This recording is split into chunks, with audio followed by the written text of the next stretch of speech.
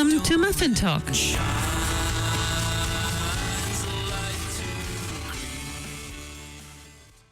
Kia ora and welcome to Muffin Talk. This program is brought to you by the initiative Titipounamu, Study and Joy. My guest today is Father Chris Skinner.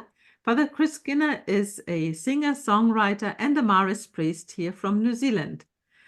Father Chris is very passionate for music, and especially also music at Mass and music in the spiritual sense.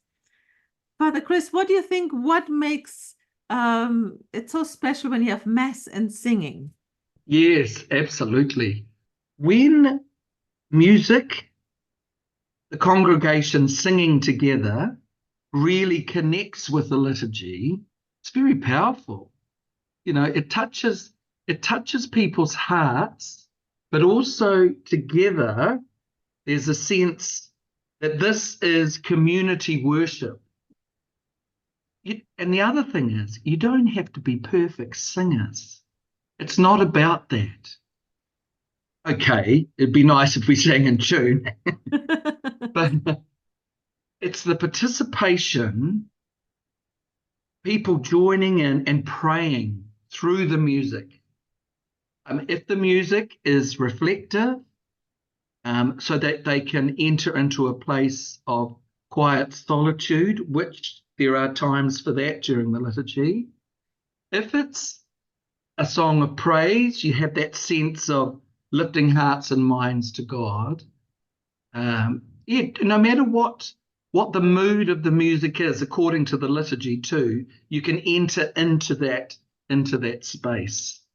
It adds to the celebration. Somebody said in a presentation that I attended, somebody said the whole Mass is a piece of music. You start with a procession and you have the music and the prayers and the silence. It all forms a big piece of music, and it finishes after the processional song, the processional hymn, and then you should be inspired and go out into the world. Yeah, that is a lovely way of describing it. It's interesting, you know, there are people naturally inclined to music. They come to God through music. It's a real avenue for them. Some people prefer, I suppose, a quieter approach. And I think you've got to cater. You've got to be sensitive to people, cater to, you know, as many people as possible. And I suppose it's listening. It's listening to what people are saying. I suppose sometimes if it's all up-tempo music, there's no time to be reflective, you know. So yeah, there has to be a sensitivity, I think. Now, music, as Vatican II stated, is the handmaid of the liturgy. It's not the focus. It's the focus of the Eucharist, of course, is Christ offering to the Father. And that's what we do together as priest and as congregation. We do that together, don't we? And music, of course, and depending on what particular songs, will enhance that or contribute to that. I think that's an important point. And also this community sense, a sense of community, because when we have some modern songs and then we have traditional songs. Yes. I have to say, when I came to New Zealand and I heard the traditional songs, many of them I knew in German. So of course. There was a connection. Wonderful. Yes, and I think wonderful. that with other people come from other backgrounds, it's the same. While you have these modern, beautiful songs, it's sometimes good to have in between a song that reminds you of your childhood. Oh, absolutely, yeah. That is very real, because it connects, doesn't it? You know, with gathering with family, and like, do this in memory of me. You know, that's what Christ says. Yes. So even singing songs that are familiar to us from our childhood, it is remembering. Remember gathering with family and loved ones. together. And you know, that's an important memory, you know, for us to have. You know, it helps us, doesn't it? And you also do retreats and you use music there. I Yes, guess it's also in a retreat, you also remember in a way, and you yes, connect to an inner feeling, maybe. Can you tell us a little bit about how you yeah, use your music in retreat? yeah. So what I do is I've been involved now in the Ignatian style of retreats, and he, of course, calls us to enter the scriptures through imagination, so to place ourselves in the scene and to connect with Christ, whom we can see, touch, you know, hear, you know, engaging the senses, and it's a wonderful way of praying because it's not just something that happened back when Jesus walked this earth. We're actually present with those powerful scriptural stories, and we're connected to them. So the word is speaking to us.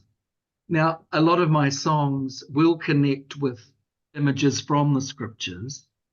They will enable people just to enter that stillness, that reflective space. Like I've got one called Only Jesus, and it's connected with the transfiguration, and when the disciples looked up, they saw only Jesus.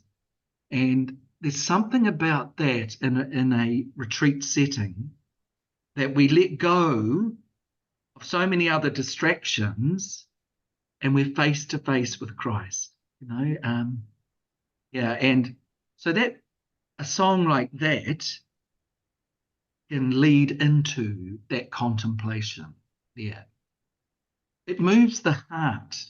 Do you sing it with your retreatants or do you present it to them? Oh, I present it to them, but if the song has a you know, easy refrain, or like I also have little chants that have been inspired by Saint Ignatius, and I get them to join with me, so they're almost like, you know, Taizé style approach, and that's a very meditative, reflective music in that sense.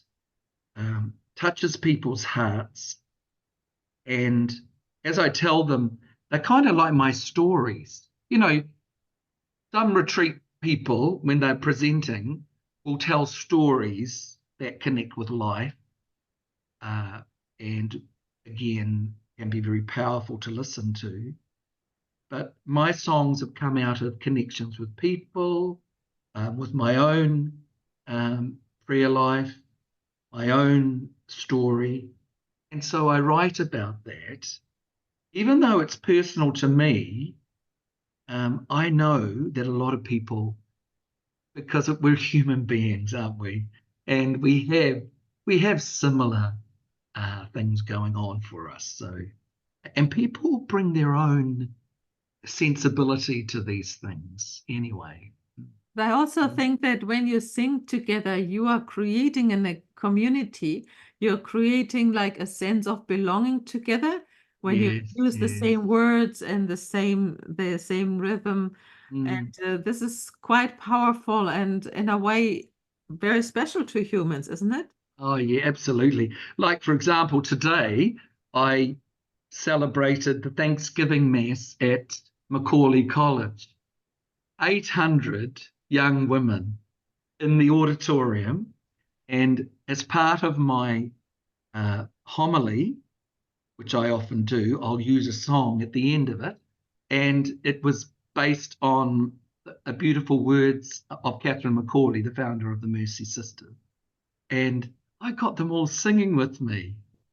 It was just they're all moving and joining it. You know, it was just such a lovely, lovely connection with them. And it connects with, you know, the Mercy Spirit, which their school is founded on, you know. So I just thought it was so appropriate. The Maris are also known for the songs, especially with Mo Maria and Bishop Yeah. Pompaye, with song that is attributed to him. We don't know if Yes. he is actually the one who composed it, But that is not the important thing. The important thing is that across the nation, Catholics are singing the song. And we were Absolutely. sharing it also with a Methodist one year. Oh, really? Yes. I mean, when you go on the marae, a lot of the local people, if you start singing More Maria, they'll know it, but it connects with our Catholic heritage. Yes, certainly. They will expect it from a group of Catholics to Yeah. use that as one of their waiata. Yeah. I think it's wonderful that we have the music as part of our liturgy and that it can be used for the retreats. So, yeah, thank you so much, Father Chris. And I think it's always an inspiration. And maybe we can put a link up to your newer songs so that Yes. people, if they'd like to listen to it, I can put that up on the YouTube. Yeah, because I've got a number of songs on YouTube. Yeah. One based on Laudato Si called Words of Love. Yes. People can see that. And I'm releasing a new album on Spotify on November the 24th called Centered in God. Thanks, Beate. Wonderful. Very Thank you nice. very much. Good Thank to you be very with much. you, and God bless you in this work you do. Thank you. Thank you.